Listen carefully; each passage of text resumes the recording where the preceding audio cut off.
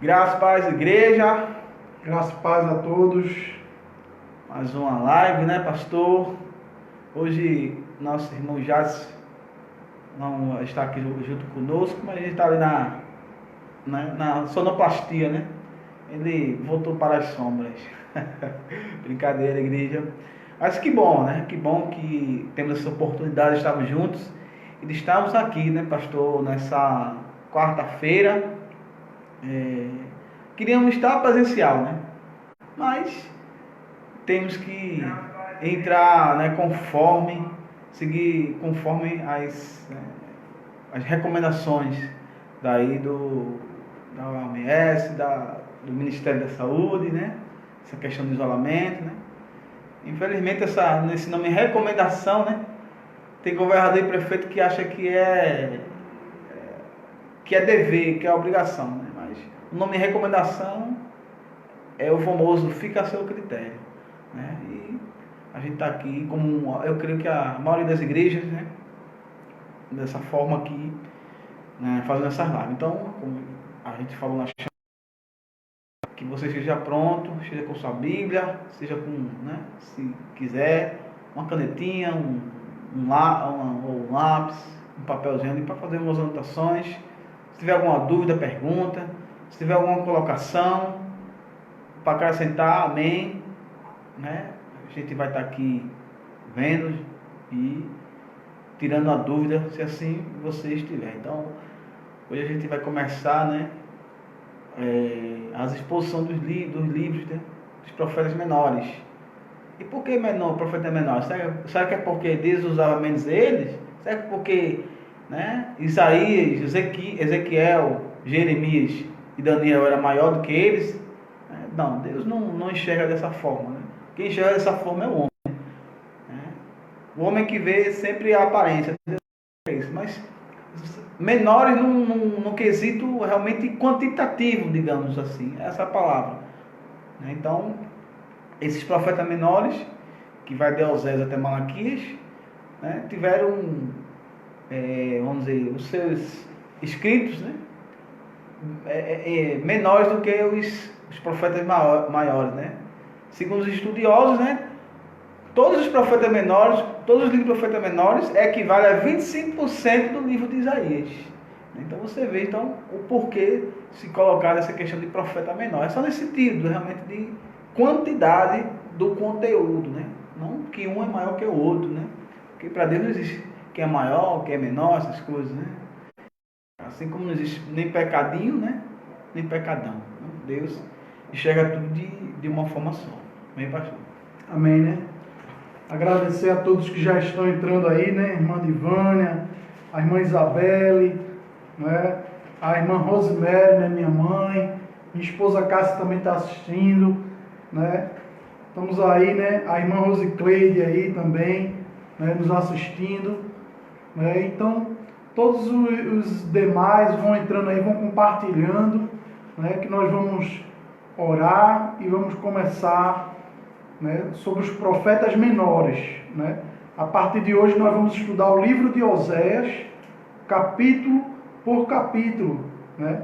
É uma bênção, né, em nome de Jesus, né? Creio que vai ser semanas, né? Algumas semanas de bênção, né? Creio que serão algumas semanas onde vamos aprender muito, né? E aí você pode também tirar a sua dúvida. A gente vai aqui falando, pessoal. Se você quiser acrescentar alguma coisa aí, né, você pode colocar nos comentários. A gente vai observar aí o seu comentário. A gente vai falar aqui, né, acrescentando algo a respeito do livro de Oséias, né? Você pode também, né, fazer pergunta, né, alguma dúvida que você tiver do capítulo que a gente está estudando, você vai lá, pergunta, né, que aí com certeza a gente está aqui para tirar a sua dúvida, né? Em nome de Jesus.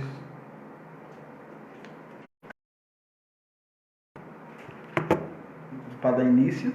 A irmã Isabel colocou aqui, fica bem melhor para a gente compreender as palavras. Fica bem melhor o que, irmão? Eu não entendi. né? Você pode responder aí nos comentários, né? Então vamos orar. Creio que vai ser uma bênção. Em nome de Jesus. Acho que ela quis dizer bem melhor, né? No sentido de a forma que a gente fala, né? Tipo, verso por verso e tal, né? Eu acredito que é isso, né? Acho que é isso. Mas coloca aí, tá, Isabela? A legenda. Ah, tá com legenda? Ela tá falando da legenda. Ah, tá falando da legenda que a gente colocou. Ah, tá certo. Tá ok. Entendi agora. Amém. Vamos orar, né? Obrigado, Senhor, por esse momento. Obrigado pela essa oportunidade de falarmos e meditarmos a Tua palavra e, consequentemente, praticarmos. Obrigado por cada vida que está assistindo, Senhor, essa live e que o Senhor possa descer sobre eles a perseverança para escutar até o final, para que eles possam, Senhor, estar conosco e receber, né, a Tua palavra, do Teu Santo Espírito. Obrigado, Jesus, por essa semana, pelo alimento, pela proteção, pelo livramento que nos deste, Senhor. Te pedimos, Senhor, que o Senhor console aqueles que perderam seus entes queridos, Senhor, com essa pandemia do coronavírus, que perderam seus entes por outra doença. Santo, abraça, porque só o Teu abraço é que consola. Senhor, pedimos pelos nossos governantes, pelo Congresso Nacional, pelo nosso... por todos os nossos líderes aqui do Brasil, Senhor, que eles possam tomar decisões, né, no sentido comum, no sentido para ajudar todo o povo, não no sentido político, no sentido visando só eles mesmos, Senhor. Que o Senhor possa tirar todo pensamento, seu contrário, e queira derrubar, Senhor, esse governo, meu Pai, federal, meu Pai, porque sabemos que está indo num bom caminho, meu Pai. Obrigado, Senhor Jesus, por todas as maravilhas da nossa vida. Obrigado pelo Teu amor, Senhor, que nos constrange. Pelo nosso amor, tanto amor, Senhor, que o apóstolo João não teve palavras para mensurar. Ele escreveu lá em João 3,16. Porque Deus amou o mundo de uma tal maneira. E essa tal maneira que nos dá condições hoje de estar aqui, falando a Tua palavra, né, falando desse amor maravilhoso, falando do Evangelho. E o Evangelho é Jesus Cristo. Obrigado, meu Pai. Toma conta dessa live, toma conta de tudo, Senhor. Ilumina nossas mentes. Em nome de Jesus. Amém. Amém. E amém. Glória a Deus. Então, como, né, já foi dito, abre logo tua Bíblia lá, se você estiver aberto, né? Se você já está aberto lá. Lá em Oséias. Você vai ver que Oséias não tem só aqueles versículos, né, pastor? Conhecido. Que é: meu povo perece falta de conhecimento, né? E conhecereis conhecer e prosseguir em conhecer, né? Mas a pessoa que ia falar João 8,32, né? Já deu para mim aqui já com, né? Ele ia falar João 8,32, né? Eu fiz só o ensaio aqui. Mas, né, pessoal, então a gente vai compreender, né? Eu quero me ater mais ao capítulo 1, porque a gente... Capítulo por capítulo, eu quero me ater mais aqui, né, a esse capítulo primeiro desse profeta. A gente já entendeu, né, porque são profetas menores, né? Já fiz essa explanação daí, né, que é realmente no sentido menor, no sentido de quantidade do conteúdo, né, só nesse sentido. Então a gente vai entrar, né, propriamente agora no livro de Oséias, né, esse homem de Deus, né. Oséias, né, para quem não sabe, né, significa salvação, né.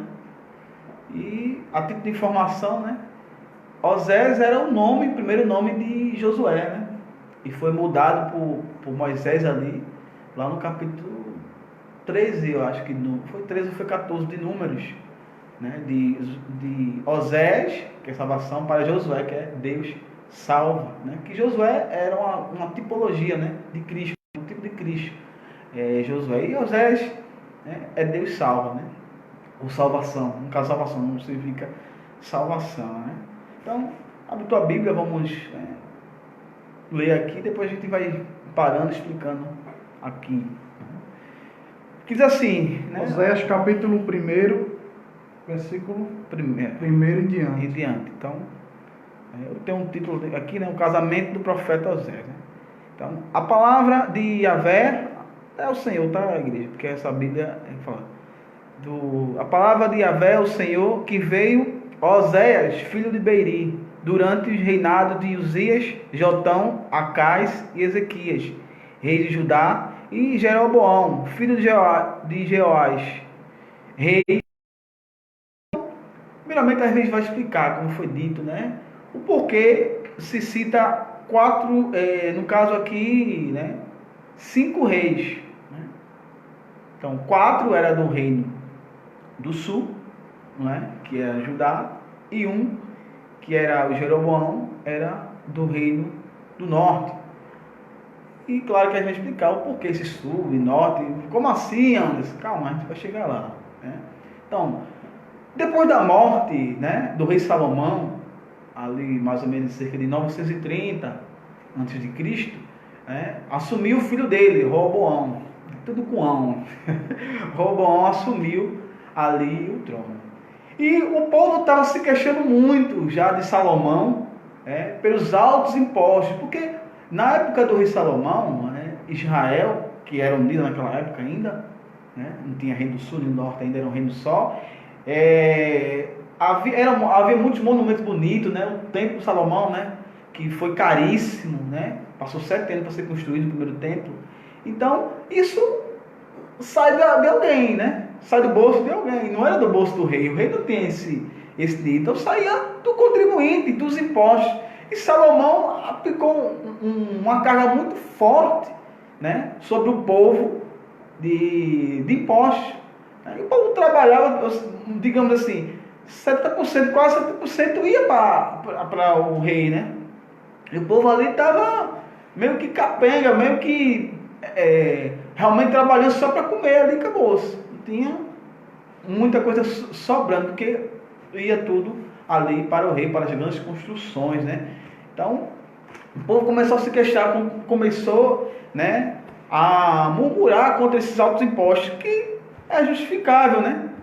A mesma coisa hoje, né, igreja? Quando a gente vê uma coisa muito cara, a gente vai reclamar. O povo também estava reclamando, que estava trabalhando muito e trabalhando só para ver monumento bonito, né? Para que Salomão alisasse o ego dele, né? Alisasse o ego dele. Então, às vezes a gente fala tanta coisa maravilhosa de Salomão, a gente esquece que Salomão, né, como todo ser humano, teve seus períodos bem... Principalmente no final do reinado dele, que decaiu muito, né, espiritualmente e tantas outras situações, né? Ele começou até a idolatria, né? A ser idólatra, né? Se envolveu com tantas mulheres que, né, acabou literalmente se perdendo em muitas coisas, né? Mas esse não é o foco, essa é outra história, não vamos entrar nesse mérito, né? Então, depois da morte dele, assumiu, né, Roboão, o filho dele, e o povo foi falar, né, os líderes do povo foi falar com Roboão: olha, o teu pai colocou altos impostos sobre nós, né? Um peso muito forte, né? A gente quer te pedir que alivie, porque está difícil o negócio. Estou parafraseando, tá, igreja? Então você vai ver isso lá no livro de Primeira Reis, no capítulo 12. Né? Primeira Reis e Primeiras Crônicas, você vê todas essas histórias lá. Então, eles começam a reivindicar. E Roboão pede 3 dias para pensar, eu vou pensar 3 dias, e vai falar com os conselheiros que era do seu pai, Salomão. E os conselheiros dizem: olha, escuta o povo, faz o que o povo quer, alivia os encargos, os tributos. Aí, a gente nota que não havia, né, nem consenso, que os conselheiros os impostos que Salomão colocava sobre o povo. Só que Roboão, né, infelizmente, deu ouvido aos seus amigos, aos conselheiros mais novos, né? Uma palavra do tipo da gente é aos passa, né? Aos passa dele lá. E disse: não alivia nada, Roboão, coloca mais peso. Então, Roboão, né, faz isso aí, evidentemente que tinha um plano de Deus nessa divisão. Então, Roboão aumenta mais ainda os impostos e há uma cisão ali do povo. Encabeçada por quem? Por Jeroboão, que estava no exílio no Egito, né, fugido de Salomão, que queria o matar. Como eu disse, eu não vou entrar no mérito porque não é. Estou falando só a explicação da divisão do reino. Se você quiser ler Primeira Reis, Segunda Reis, Primeiras Crônicas e Segundas Crônicas, fala tudo que eu estou falando aqui, você vai encontrar lá. Então, Jeroboão volta aproveita esse momento, mas Jeroboão, né? No Roboão era o filho de Salomão, para a gente não confundir. Jeroboão foi o que encabeçou, né, a reclamação do povo, a revolta para a cisão, né, aquele racha ali do povo, né? E houve essa cisão dali. Jeroboão não quis, né, realmente ceder, o povo então vai para lá e dividiu. Então ficou o reino do sul ficou com Roboão, né, o filho de Salomão, e com ele ficou duas, né, no caso as duas maiores tribos, que foi, né, deixa eu filar aqui, foi Benjamim e a de Judá, que é a maior, né, de Judá. E no reino do norte, com o rei lá, Jeroboão, ficou as 10 que eu não vou falar aqui, porque é muitas aqui, eu não sei o nome de todas, tá, igreja? Mas você vê lá qual é na Bíblia, né? Então, foi quando aconteceu esse racha. Então ficou rei do sul, Judá, reinado por quem? Com Roboão, filho de Salomão. E no lado, né, do reino do norte, que é Israel, ficou quem? Jeroboão, que foi o líder, né, na revolta do povo contra, né, o filho de Salomão. Então daí veio essa divisão. E Oséias profetizou para esse reino, para o reino de Israel, ou para o reino do norte, para o rei que era, na época, Jeroboão. Então, essas profecias que a gente vai ler aqui, né, os juízos, tudo que a gente vai ler aqui, vai ser especificamente, né, para o reino de Israel, para o reino do norte. Só que também ele vai falar sobre o reino de Judá, o reino do sul. Então, explicado, vocês já entenderam já por que reino do norte, por que reino do sul. Né, porque houve esse racha. Então, a gente vai adiantar aqui. Qualquer dúvida, você pergunta aí que o pastor vai ver aqui. Então, verso 2 diz assim: assim que Yahvé começou a falar por intermédio de Oséias, ele lhe deu a ordem: vai e toma uma mulher que se entrega à prostituição. Os filhos que vos nascerem serão os filhos da infidelidade, porquanto toda nação é culpada do mais vergonhoso adultério. Afasta-se de Yahvé e apega-se à idolatria. Então, essa idolatria Deus sempre abominou, né? E o povo de Israel, né, é complicado, né? O povo sempre cai na mesma coisa, sempre, né? É idolatria, né? Mais uma vez aqui Deus está trazendo o seu juízo, está, né, falando a respeito, né, sobre isso novamente, né? Que esse versículo, né, aqui trata sobre o relacionamento de Deus com o seu povo. O povo estava infiel, como falou aqui, né? Esse é um exemplo, né, que ele fala para o seu profeta, né, para Oséias: vai e pega uma mulher que se entrega à prostituição. Pessoal, vou falar rapidamente de duas linhas sobre essa questão aqui de prostituição, né?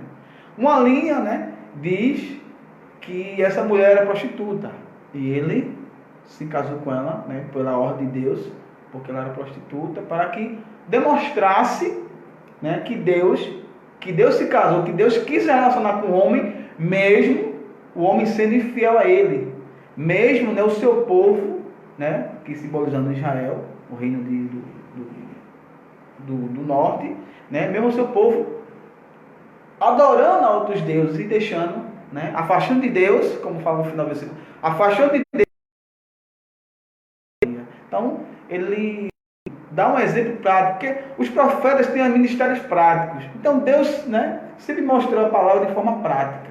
Então, Deus que veja o meu relacionamento com vocês. É como Oséias. Oséias vai dar um exemplo para vocês. Ele vai se casar com a mulher, né, essa linha que eu falo, é que essa mulher que já era prostituta e ele se casou, né? Já outra linha diz que essa mulher, né, era uma mulher casta, ou seja, de família, e ele se casou e mais na frente ela começou a se torna prostituta, né? Aí, né, que todo mundo quer saber qual a linha que a gente defende. As duas linhas são defensáveis, né?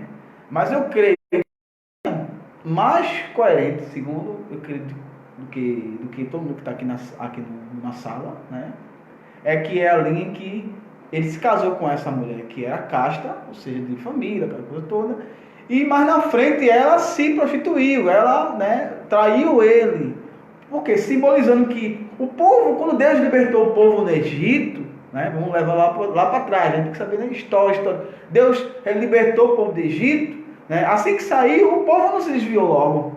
Então o povo tinha intimidade com Deus, né, era fiel a Ele. Então, quando Deus casou-se com o povo, então ele não era ainda prostituto, né, digamos assim. Não havia infidelidade do povo. Mas só que mais na frente, né, aquela história que Moisés sobe no monte e passa 40 dias, o que é que o povo faz? Bezerro de ouro e diz, olha, esse é teu Deus. Então é quando começa a prostituição, quando começa a infidelidade. Ou seja, até ali o povo não era infiel a Deus. Até ali o povo não era infiel a Deus. Então, essa linha que a gente defende, né? Só que a outra linha que a gente já falou, que ela já era prostituta, também é defensável pelo próprio texto que se fala. Se você olhar no versículo 3, ele cita o nome do pai dela, né? Mostrando que ela tinha família. Né? Agora, não tinha ligamento. Mas o mais interessante aqui, né, é a gente observar que Oséias seria a parábola viva do Senhor. Né? O exemplo vivo do Senhor, daquilo que o Senhor queria falar para Israel. Né? E Deus manda Oséias fazer na prática, né? Ir lá, tomar aquela mulher em casamento. Né? Ele não estava traindo, adulterando, não era ele o pecador, mas ele estava casando com a mulher pecadora. Né? E Deus ele usa a vida, né? A própria vida, a existência de Oséias, como um sermão prático para o povo de Israel. Isso é interessantíssimo, né? Para mostrar, né, como a gente já falou, né, do relacionamento com o seu povo, né?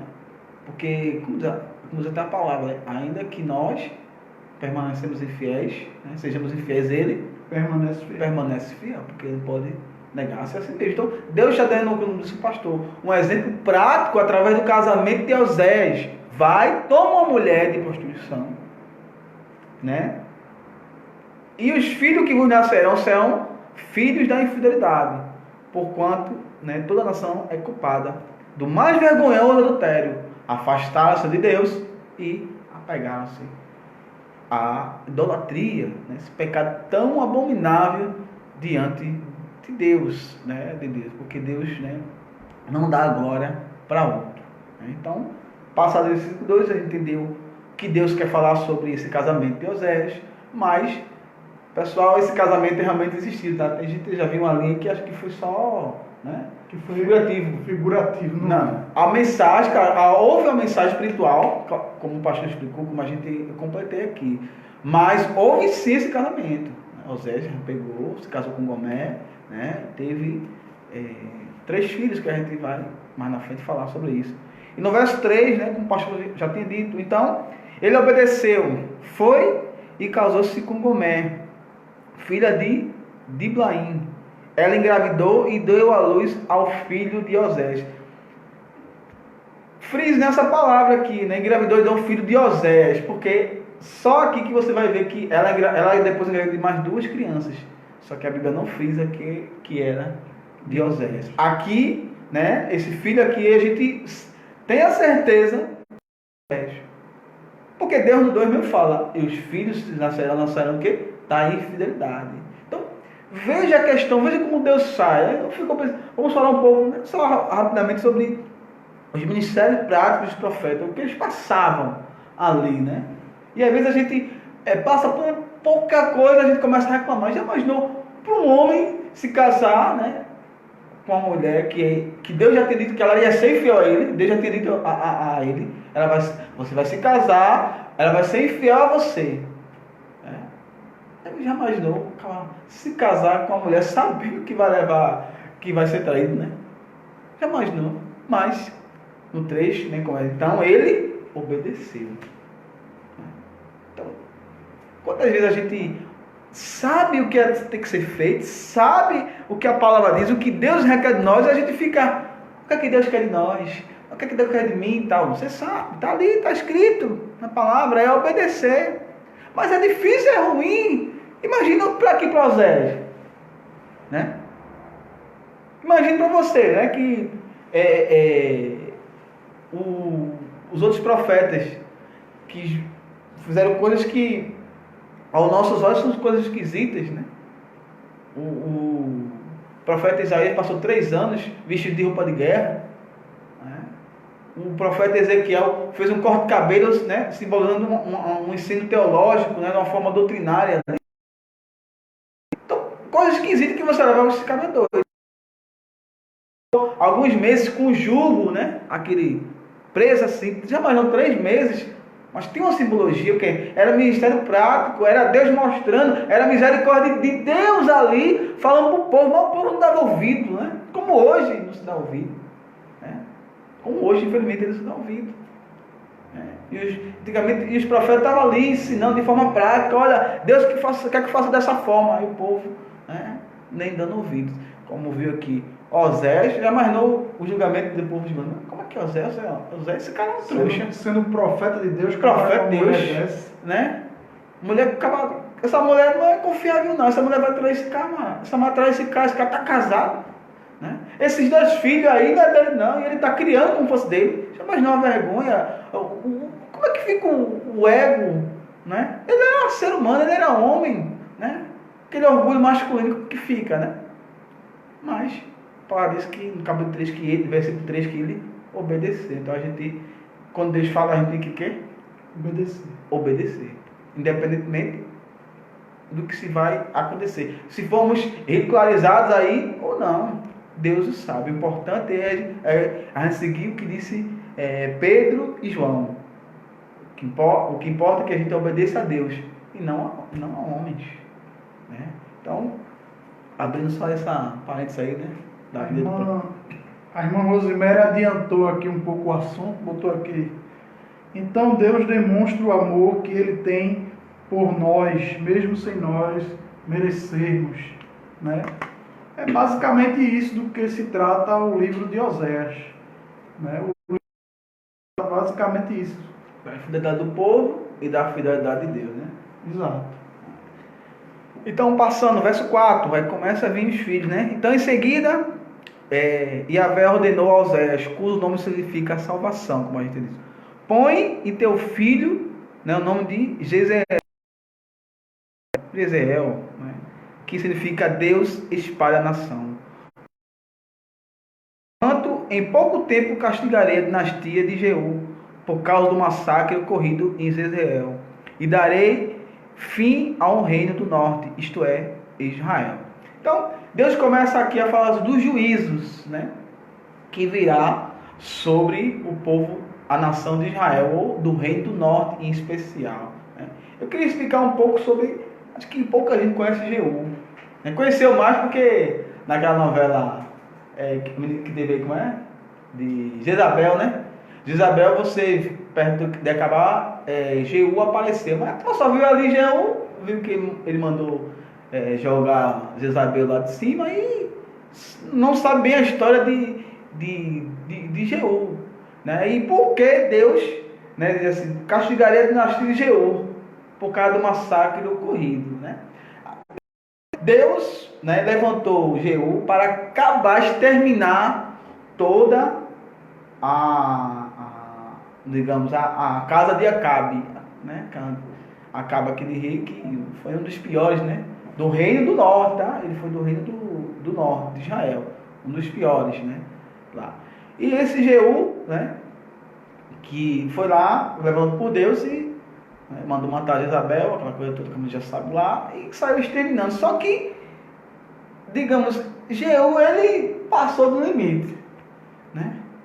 Era para fazer até esse ponto, ele foi, se achou no juiz de direito, se achou que era Deus, se achou que era, por ele ser rei, ele se tornou rei, né? Por ele ser rei, ele achou que, né? Extrapolou. E por isso que Deus assim, então, por causa do massacre ocorrido, ou seja, Deus mandou que ele fosse até um certo ponto, ele ultrapassou. E Deus disse, olha, por isso, né, que pouco tempo castigarei a dinastia de Jeú. E realmente, e o último rei de Israel, o rei do norte, interessante que o nome é Oséias, o último rei foi Oséias. Porque Deus saiu exterminando todos os reis ali, toda a posteridade de Jeú, né? Você veja que como um agente pai, né, tem um peso enorme sobre também muitas vezes o futuro dos nossos filhos, sobre o que a gente faz. Né? Deus sempre mostra isso. Até como Acabe, né? Que Deus ia trazer a calamidade no tempo de Acabe. Acabe se humilhou, se arrependeu, e Deus disse para Elias, olha, ele veja como ele está humilde, né? Mas eu não vou perdoar. Agora sobre a família dele vai cair o peso, como recaiu sobre a família dele. Né? E Jeú extrapolou, né? E Deus trouxe aqui o juízo sobre também a dinastia de Jeú. Então, mas aqui começou, né, o juízo de Deus. Olha, eu vou espalhar a nação. Né? E espalhar a nação ocorreu, né, digamos, um século depois, né, ocorreu quando a Síria, né, invade o reino do norte, né, e leva o povo ali de Israel cativo. Né? E a palavra fala que até hoje eles estão por lá, até hoje estão se misturando, ninguém sabe mais. Né? Aquelas 10 tribos que estavam ali no reino do norte foram extintas, ninguém mais sabe, se misturou. Né? E é daí que veio, que saiu os samaritanos, né? De onde saiu os samaritanos. E quando a gente lê lá no Novo Testamento que os samaritanos não estavam bem com os judeus, é por causa disso aí, porque houve uma mistura, né, de assírio com os judeus e outros, né, e outros povos, porque Deus exterminou realmente, né, permitiu a exterminação do reino do norte. Né? Você veja o castigo, né, como foi. Então o povo se misturou que ninguém sabe mais quem é quem. E dessa mistura saiu quem? Os samaritanos. Como eles chamam, né, os mestiços ali. Né? Então, passando mais na frente, no verso 5, né? E quebrarei o arco de Israel naquele dia, no vale de Jezreel.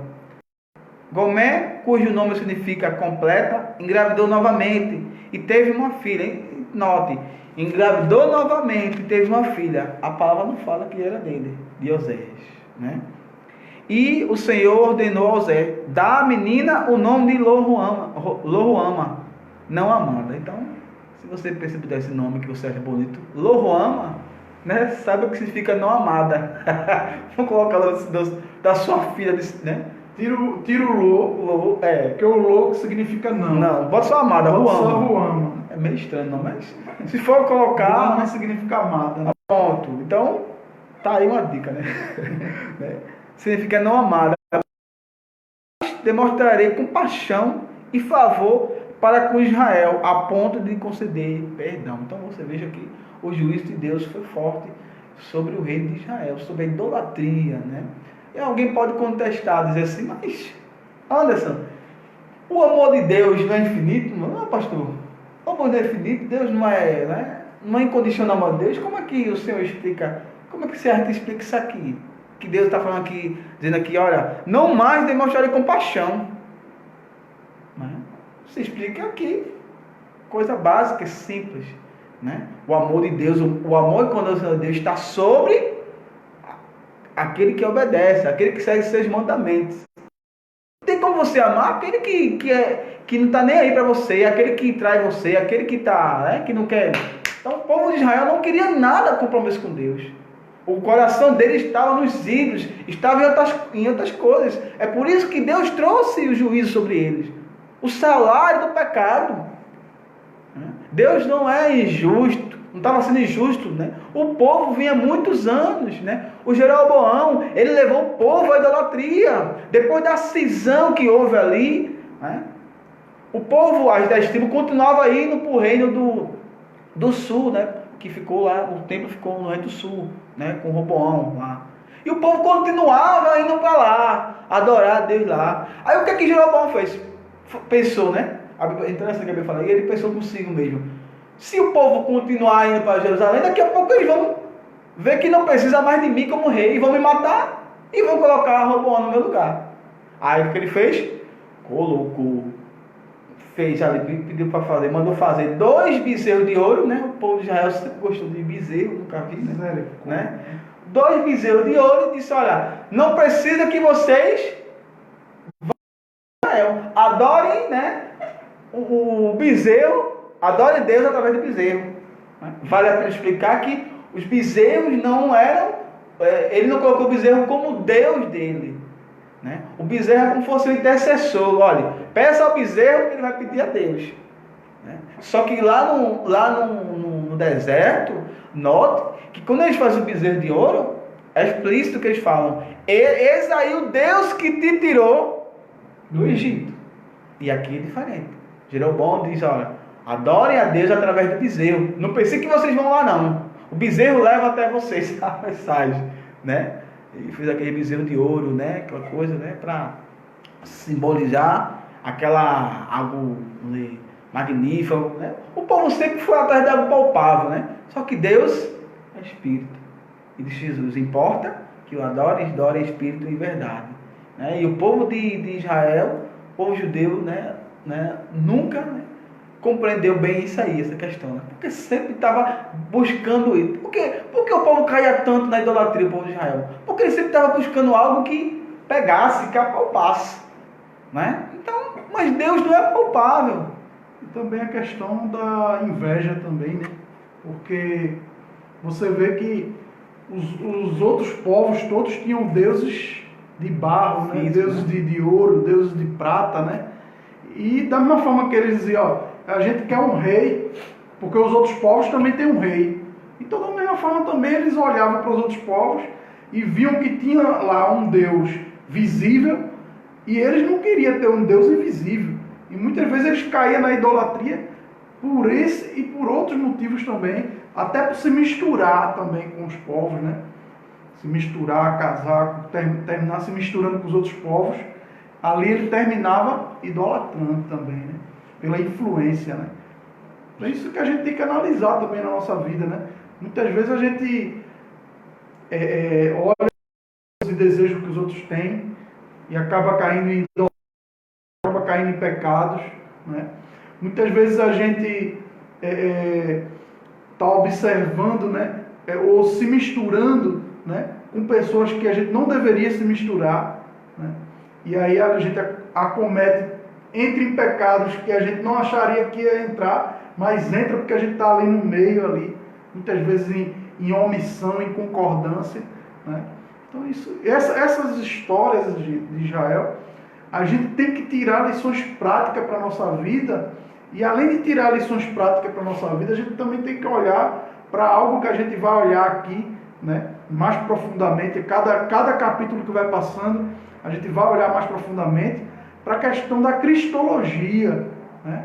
Então você vai ver lá na frente que muita coisa que tem a ver com a vinda de Cristo, a profecia sobre Jesus, o fim dos tempos, tem muitas coisas aqui, cristologia também, que a gente vai aprofundar também. É verdade. Então, passando, né? Então, foi explicado o porquê, né? Não amada, o porquê Deus não estava mais amando o povo, né? A gente explicou aqui a questão de Deus não tem amor incondicional, por que ele não estava mais amando o povo? Então, foi explicado esse ponto. O 7, né? O 7, digamos que ele abre um parênteses nos juízos que está trazendo sobre o reino do norte e fala, né, das promessas, um pouco das promessas para o reino do sul, né? O reino de Judá. Que é uma coisa que a gente tem que entender aqui. Quando ele falar no livro Israel, está falando do reino do norte. Quando Judá. Ele falar de Judá, está falando do reino do sul. Ele diz assim, o 7. Contudo, tratarei com amor a casa de Judá, o reino do sul, e os salvarei por Yahvé, seu Deus. Vitória, não pelo arco, pela espada ou por intermédio de guerra, tampouco pelo poder de cavalos e cavaleiros. Então, aqui Deus começa a falar do reino do sul, né? O reino de Judá, né? Tratarei com amor. Então você veja, de um lado, juízo, cajado, vara, e do outro, amor. Por que isso aqui? É uma questão também histórica, né? O reino do sul ficou com a linhagem, digamos, que segundo alguns estudiosos, a linhagem, né, também queria assim, aceita por Deus, né? Foi aceita por Deus, que foi de Davi. Então, Roboão era neto de Davi, da família de Davi. Então ele estava reinando, né, no reino do sul. Então, e lá ficou o templo, lá ficou Jerusalém. Então, e lá o do sul foram mais piedosos, foram mais, né, poucos deles se desviaram. Mas do reino do norte, se eu não estou enganado, foram 19 reis, todos foram idólatras. Começou com Jeroboão, né, que foi o primeiro rei. Todos foram idólatras, cada um pior que o outro. Né? Então, era complicado Deus amar um povo que vivia em terra de idolatria. Por mais que fosse seu povo, né? Não amada, né? Lohuama, né? Um povo que estava Lohuama, né? Não amada. Não tinha como amar um povo que está idólatra, um povo que não quer se arrepender. Como é que a gente vai, né? Vai acontecer isso? Então, aqui ele abre um parênteses e começa a mostrar, olha, mas com Judá, que é um povo temente, que é um povo que me adora, eu vou tratar com amor. E eu vou dar vitória a eles, não é por meio de espada, né? Não. Porque naquela época havia muito disso, né? Você se unir com outra nação, para ser forte, né? E o povo do norte, o rei do norte, né? Israel, ele se unia muito com outros povos pagãos, né? Até com a própria Assíria, né? Com o Egito. O rei do sul também se uniu algumas vezes, mas foram poucas vezes. Mas o do norte sempre se envolvia, se misturava com outras nações para ficar mais forte, né? E Deus nunca aceitou isso, né? Deus nunca aceitou essa questão daí. Porque ele disse, eu vou dar a vitória ao rei do sul pelo quê? Não pelo arco, pela espada, por intermédio de guerra, então um pouco pelo poder de cavalos, mas pelo poder de Deus. A gente vê aquelas Josafá, né? Quando aquelas 3 grandes nações tá vindo intermédio dele, né? Ele se desespera ali, vai, né? Eles abrem um jejum lá e vão sem arma nenhuma. Os levitas vão na frente, os cantores vão lá cantando, né? E quando chega lá, o que acontece? Todo mundo morto, né? Um anjo do Senhor, né? Matou ali e fez confundir. Essas 3 nações começaram a dar, que eram amigas, se tornaram inimigas, elas mesmo se mataram, né? E o anjo do Senhor, ali enganando ela, matou uma parte, e eles se enganaram, eles mesmos se engalfiaram e se mataram. E a palavra fala que eles passaram 3 dias pegando os despojos, né, das nações dali. Então, por quê? Não foi pelo o poderio militar, que Israel era grande, mas não tinha esse poderio militar todo, né? Naquela época a Síria, né, era a hegemonia, digamos, mundial, né, em questão bélica. Então era poderosa, lutar contra a Síria é complicado, né? Então o rei de Judá, de Israel, sempre está se unindo, né? E o de Judá não, permanecia, a grande maioria dos seus reis permanecia confiando no Senhor.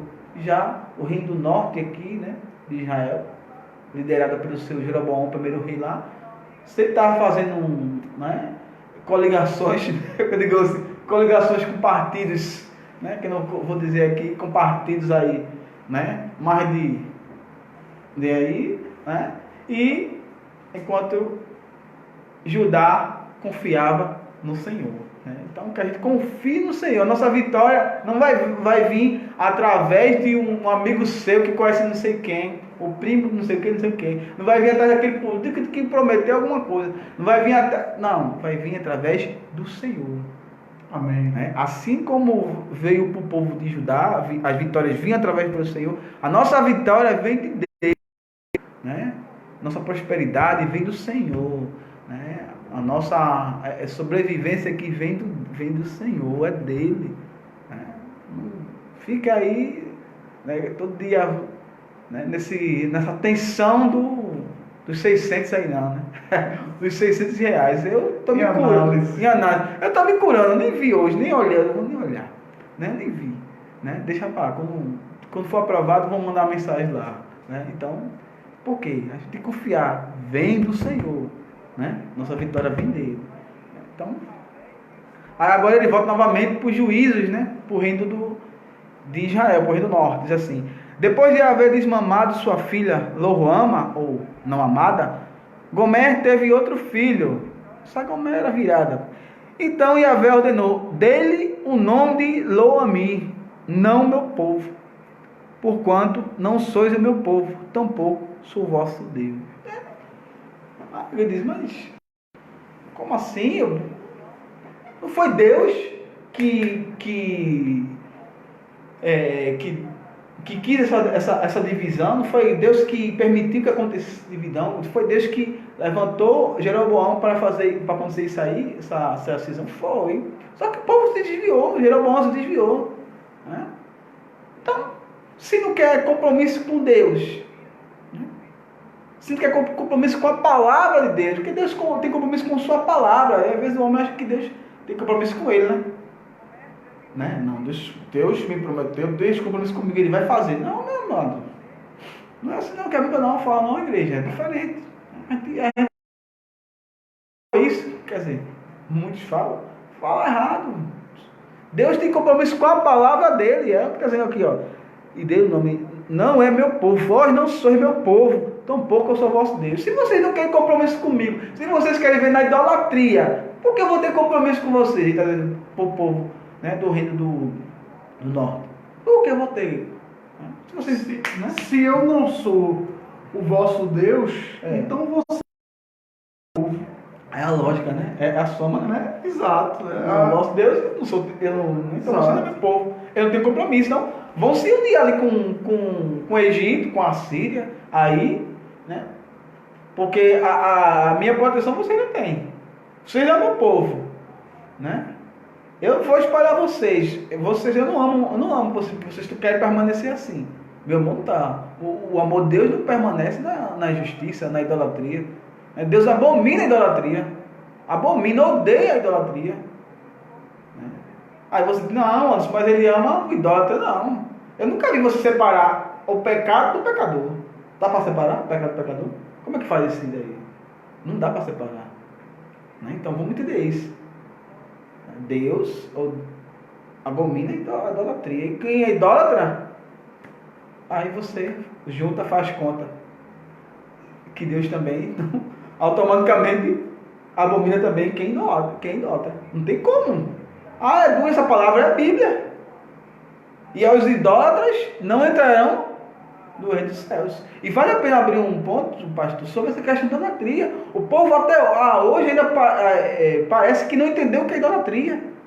Idolatria é quando você tira ali Deus do lugar dele, que é o centro, e coloca qualquer outra coisa, independentemente. Não falo de um pedaço de pau, de barro, não. Eu falo, se você coloca seu filho na frente de Deus, você é idólatra. Se você coloca seu marido, se eu coloco a minha esposa, os meus filhos, o meu emprego, seja o que for, eu sou um idólatra. A palavra diz que se permanecer assim, eu vou. Essa é a palavra. Foi esse o juízo que ele trouxe sobre o povo do norte. E é o juízo que traz para aqueles idólatras no tempo de hoje. Então não se fixe na idolatria. Só os católicos ali que adoram Maria, José, que são que não. Que tem gente que idolatra o dinheiro. Tem gente que idolatra a sua esposa, seu filho. Se não se arrepender.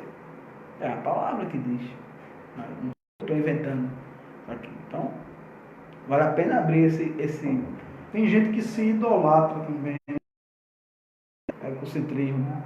Uma pessoa, às vezes, né, ela se ama tanto que ela se coloca no lugar de Deus. Então, a gente tem que ter a medida certa, até mesmo para se amar. Até mesmo para se amar, temos que ter a medida certa. Porque Deus, ele tem que estar acima de todas as coisas na nossa vida. Irmão. Amar o teu Deus, né? Todas as coisas. Exato. A irmã Fernanda Maria botou aqui, amém, glória a Deus. A irmã Divânia, aleluia. A irmã Rosemary colocou aqui, Deus tratou esse povo do sul com amor, porque ele confiava e respeitava a Deus. É exatamente o que a gente está falando aqui, né? Que aquele povo que tratou Deus como seu Deus, então Deus olhou para eles como povo de Deus. E aquele povo que tratou Deus como não sendo o seu Deus, Deus tratou ele como não sendo também seu povo. Como eu disse, a gente falou sobre quando ele quando Jeroboão, né, construiu aqueles 2 bezerros. Não é que o povo acreditava em Deus, eles acreditavam em Deus, mas eles acreditavam também em Deus. Há uma grande diferença. Quando a gente acredita só em Deus, quando a gente confia só em Deus, então eles estavam ali adorando o bezerro para que chegasse até Deus a sua adoração. E Deus não tem, o único intermediário entre nós e Deus quem é? É Jesus Cristo. É Jesus Cristo. Não é nem Maria, nem José, nem João, qualquer outro que se coloque aí. Nosso único intercessor, Salvador, é Jesus Cristo. Jesus Cristo. Esse é o único. O único. Amém? Então, só que aqui a gente vai passar por 10, né? Quando começa, né, Deus vem com a promessa da restauração de Israel, né? No versículo 10. Só que, quando a gente escuta aqui, a gente acha que isso vai vir, né, alguns anos depois, tipo, o povo se desviou e tal. Não. A já vi mais na frente que a restauração do povo aqui é lá, depois de vir o Messias, lá, entendeu? Bem depois. Porque o povo foi tomado, né, como, digamos, espólio de guerra, né, pelos assírios, levado para a Síria, e eles sumiram. As 10 tribos que formavam o rei do norte, né, sumiram, se misturaram ali. Ninguém mais sabia quem era de Dan, né, quem era de Naftali, né, quem era de Isacar. Ninguém mais sabia, se misturou com os assírios e com outras nações. Porque Deus disse: Israel é o primeiro filho, eu irei espalhar. Espalhou. Então Deus misturou lá. E até hoje é por isso que, né, diz lá, até esses dias lá que foi escrito a Bíblia, esse livro, diz que o povo sumiu lá. O povo se misturou, né? Mas tem a restauração dele. Qual é a restauração? É aqui no 10 que ele começa. E ele fala: apesar de tudo, de todos os israelitas ainda serão como areia na praia, que não se pode medir nem contar. No lugar onde se dizia a eles: não sois o meu povo, são chamados filho do Deus vivo. Né? Promessa de Deus de restauração, de salvação, né, para o povo aqui do reino do norte. Né? Nosso Deus é maravilhoso, porque Ele traz os seus juízos, né, mas traz a restauração. Que não foi no tempo que o povo achava que era, né? Achava que era naquele tempo, mas não foi. Ainda há de acontecer. Por que eu digo isso? Porque o versículo 11 nos responde isso aí. Né? Porque no versículo 11 aqui, Deus fala da promessa da união dos reinos e da promessa do Messias, ou seja, do quê? Do nosso Salvador. Assim, o povo de Judá e o povo de Israel serão reunidos como uma só nação e constituirão sobre si um só líder e se erguerão da terra com todo vigor, pois será grande o dia de Jezreel. Deus espalha a semente. Então Deus espalha a semente, né? A boa nova ali. Então a promessa da união dos reinos, a oração do povo do norte vem através do quem? Do Filho de Deus. Infelizmente os judeus, né, não receberam, não entenderam bem essa palavra, né? Porque de Gênesis até Malaquias se falava de Cristo. O próprio Cristo, né, a gente trouxe aquela palavra dos discípulos no caminho de Emaús, né? Ele explica naqueles 11 quilômetros, ele explica para aqueles 2 discípulos ali, né, o que os livros falavam sobre ele, o que os profetas falavam sobre ele, que a Bíblia é Cristo, o Pentateuco é Cristo, o livro histórico é Cristo, os poéticos é Cristo, né? Tem alguma outra divisão que eu esqueci, não é essa, né? Então, poeta, profeta e os Pentateuco, tá certo, né? Todos eles, né, é Cristo. Não tem como, eu não entendo como alguém não lê a Bíblia, não lê o Velho Testamento e não enxerga Cristo. Esse não está olhando, não está lendo, né? Não está pedindo o Espírito Santo. Foi que o povo não viu, porque está aqui, né? no versículo 11, sendo assim o povo de Judá e o povo de Israel serão reunidos como uma só nação e constituirão sobre si um só líder. Eles esperavam que fosse um líder natural, físico, que ia surgir um rei que ia unir os dois reinos, um rei que ia tirar, né, na época eles estavam sendo escravos, né, entre aspas, digamos assim, né, eles estavam sendo dominados por Roma. Eles achavam que o rei ia subir como cedro, né, poderoso, ia expulsar Roma e ia reinar. Só que o reino era um reino espiritual. O meu reino não é desse mundo, disse Jesus. E o povo judeu, né, achando, esperando esse rei, como até hoje estão esperando. Muitos judeus estão esperando esse rei, né? E até que eles não reconhecem Jesus como Messias, que a gente não vai entrar nisso, porque o plano de salvação para os judeus são diferentes. É diferente, pessoal. Se você quiser ler isso, você lê lá em Zacarias capítulo 12, vai ler sobre isso. Bom, mas eu aconselho você, né, for ler, lê com mais calma, pega um comentário bíblico, né? Porque tem palavras que não é tão fácil a gente interpretar ali, né? Mas principalmente o Espírito Santo, né? Não existe melhor comentário do que o próprio Espírito, né, explicando a você. Então, o reino né, a promessa de Deus de restauração do reino do norte, né, vai vir através do Messias, a união, né?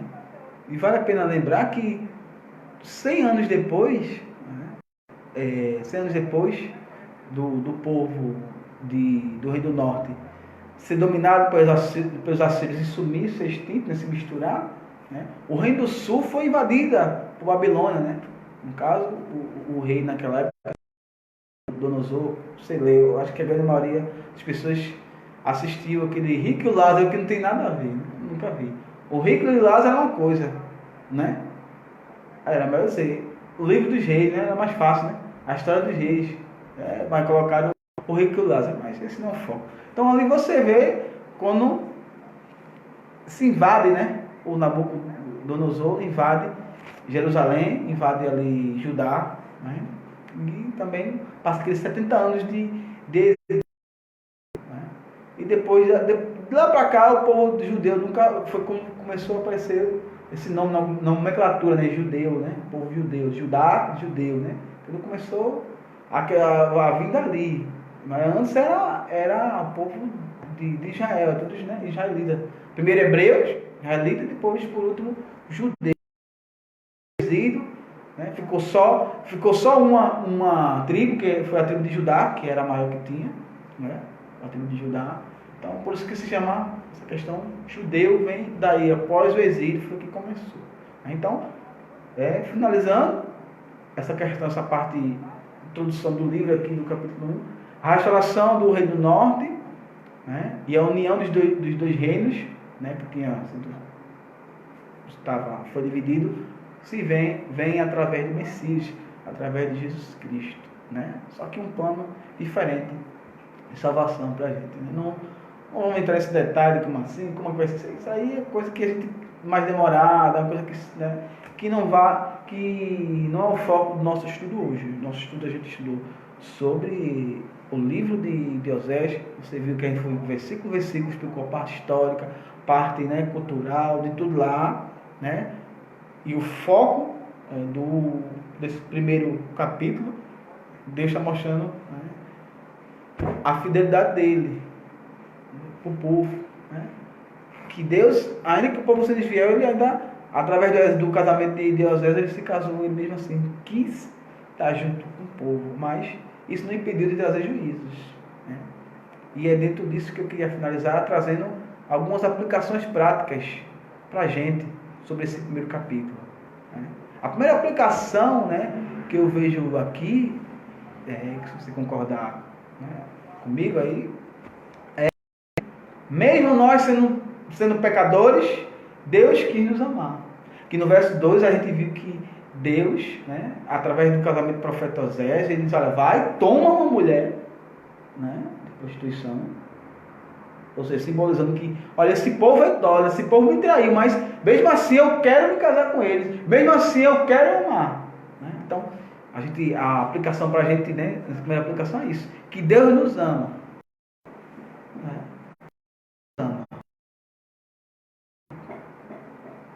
certas vezes ainda pecam. Desse amor aqui, igreja, para os eleitos, tá? Para aquele povo que ama a Deus, para aquele povo que confia no Senhor. Porque aí, eu não quero aqui abrir e dizer que a salvação é universal, né? Não estou pregando isso aqui não. Salvação universal não. Né? Salvação é para aqueles que Deus quis salvar. Para aquele que Deus, né, através do seu Filho, que crê, né? Aquele que creu. Então, essa primeira aplicação é para aqueles que creem.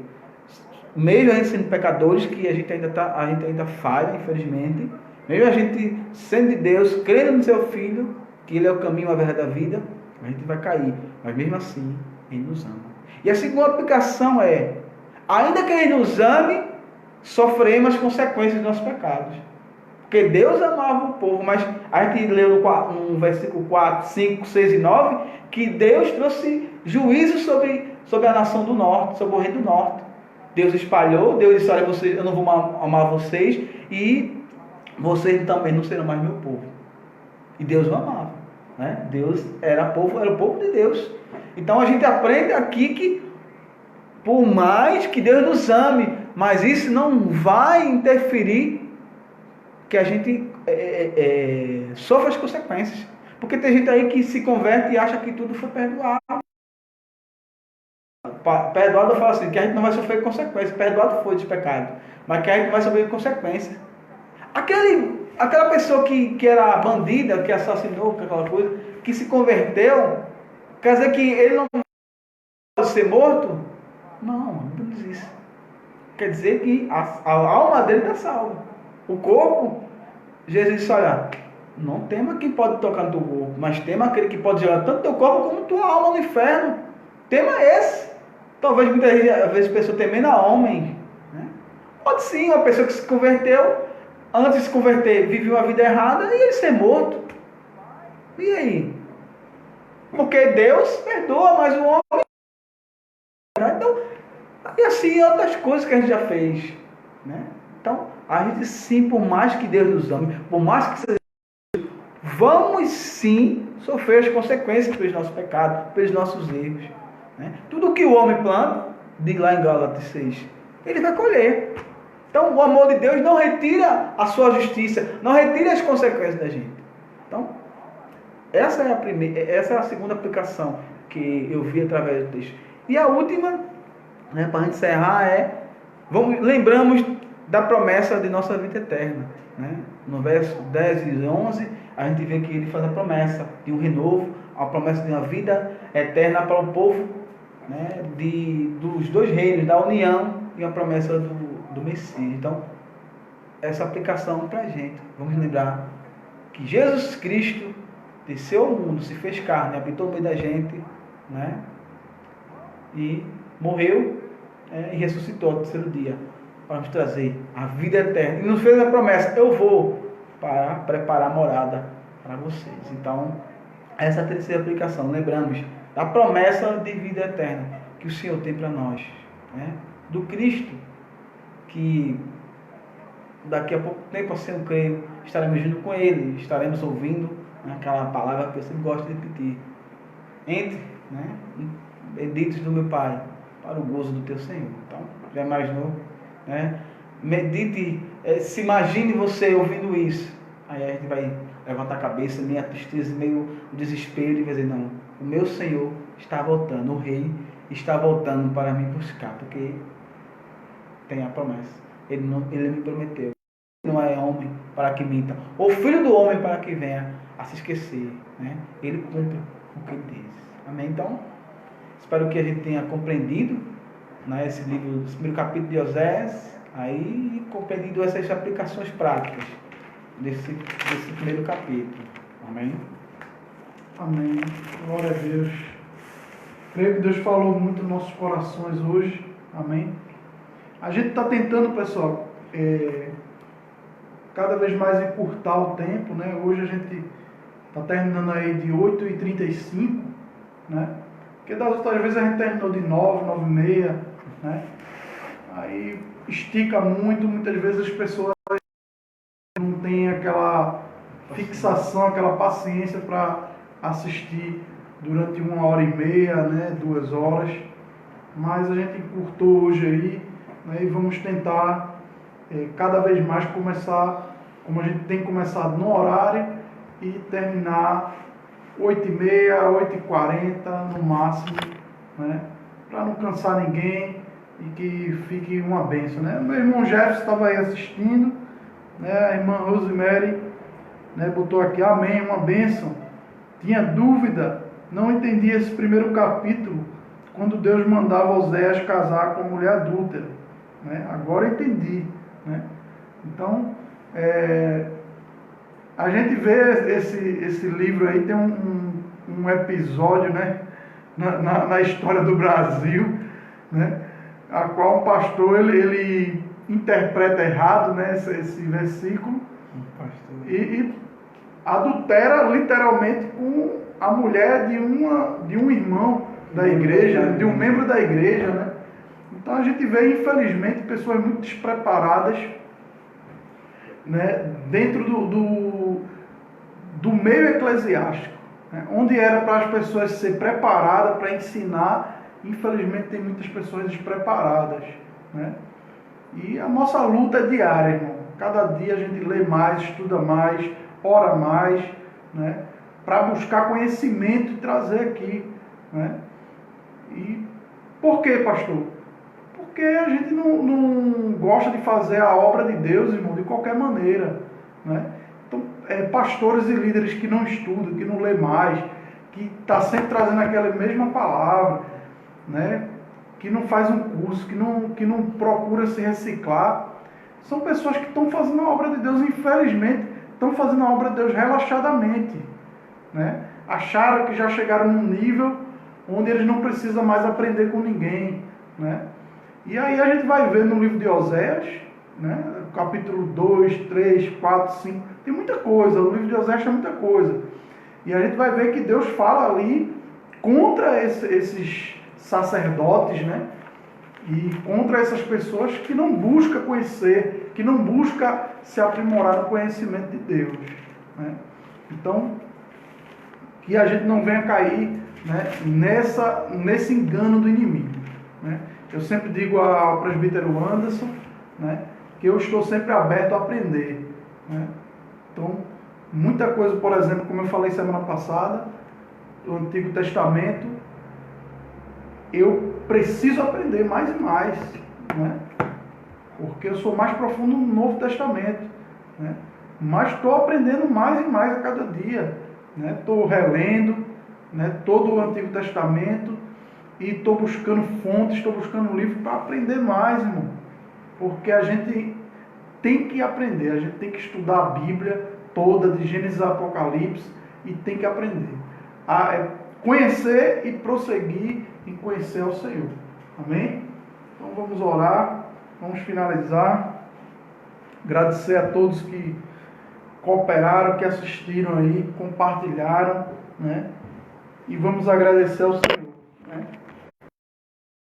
Pai, em nome de Jesus, te louvamos, te adoramos, engrandecemos o teu santo nome.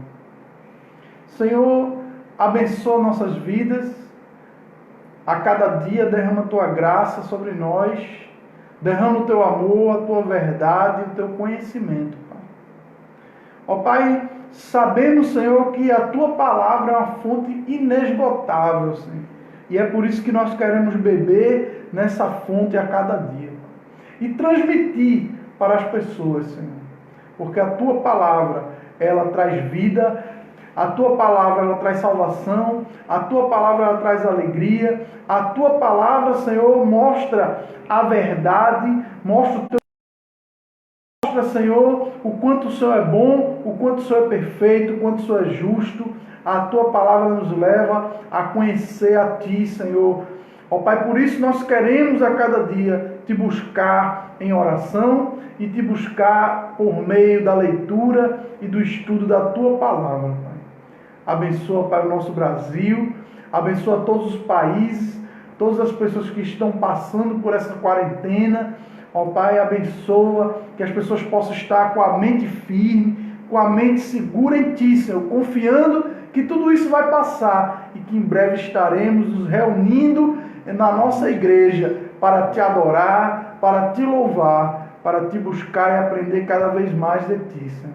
Obrigado por tudo, em nome do Pai, do Filho e do Espírito Santo, que o amor de Deus, a graça do nosso Senhor e Salvador Jesus Cristo, a comunhão e as divinas consolações do Espírito Santo seja sobre a tua vida, sobre a tua família, desde agora e para todos sempre. Amém e amém.